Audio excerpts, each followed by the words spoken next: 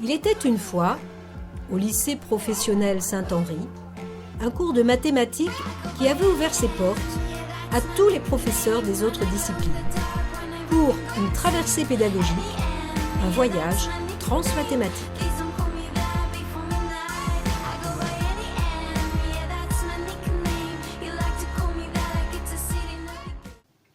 Bonjour, aujourd'hui, vous allez apprendre ce qu'est une dérivée. Pour comprendre son utilité, vous utiliserez des outils graphiques qui permettent de résoudre des problèmes de la vie quotidienne. Enfin, nous tenterons de conjecturer pour résoudre ces problèmes cette fois algébriquement, c'est-à-dire par le calcul. La fonction de dérivée? C'est quoi ce truc-là? J'ai jamais entendu parler de ça. Ah, ça y est, monsieur les masses amateurs. Bon, prenons un exemple. Voici la courbe de production électrique d'une éolienne. En abscisse, la vitesse du vent en mètres par seconde, et en ordonnée, la puissance électrique produite en watts. Il faut ici détailler cela. Une éolienne produit de l'énergie en fonction de la vitesse du vent. Cela veut dire qu'à chaque vitesse de vent, on peut associer une production électrique. Cela peut se représenter sur un graphe par des points. Mais pour étudier ces points, on préfère tracer une courbe qui passe par ces points. Et cette courbe a une équation qui simule la position de tous les points. On peut aussi dire que si x représente la vitesse du vent, la fonction f permet de calculer la production électrique en chacun de ces points. Cette représentation par une fonction est très pratique car c'est précisément cette fonction que nous allons transformer. On aimerait connaître la vitesse du vent qui correspond à la puissance maximale de l'éolienne. Qui peut tenter une réponse? Bon, monsieur. Monsieur. Je trace une ligne verticale à peu près à 16. Voilà, je rentre x égale 16. Puis j'ai fait l'intersection entre la courbe et la droite verticale. On trouve le point A, 16, 2639. La vitesse du vent, c'est 16 mètres par seconde. Et la puissance max est de 2339 watts. Pas mal, mais primo, ce n'est pas très précis, et secondo, cela exige une observation qui dépend de l'observateur. Aurais-tu choisi 16 sur cette représentation graphique? Ah non, peut-être 16,1. Il faudrait trouver une réponse infaillible avec un processus qu'on pourrait automatiser. Ok, mais comment je dois faire? C'est là que la dérivée intervient.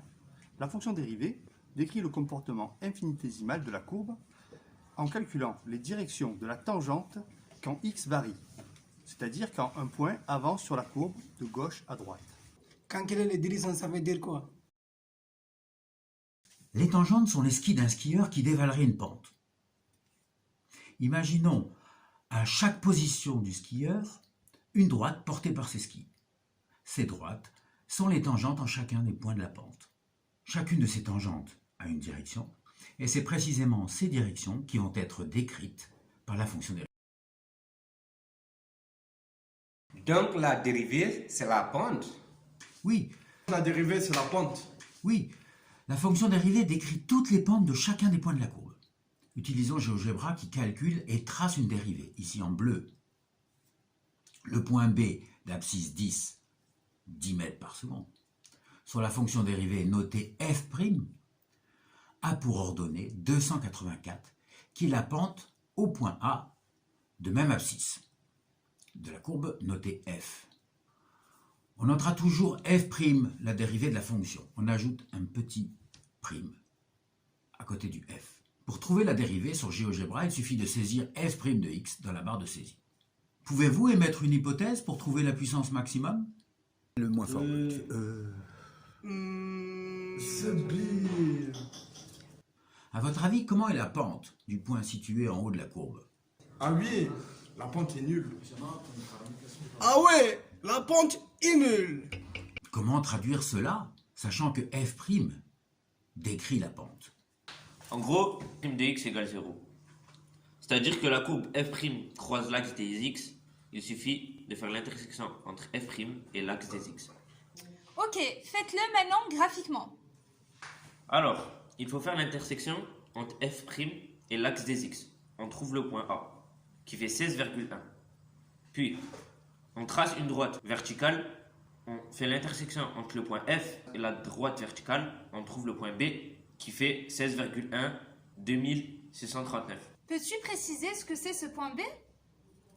Oui, cela veut dire que la puissance maximale de l'éolienne est de 2639,39 watts, correspondant à une vitesse de vent de 16,1 mètres par seconde. Excellent. Prenons un autre exemple pour consolider cela et tenter de conjecturer sur la technique qui permet de calculer la dérivée.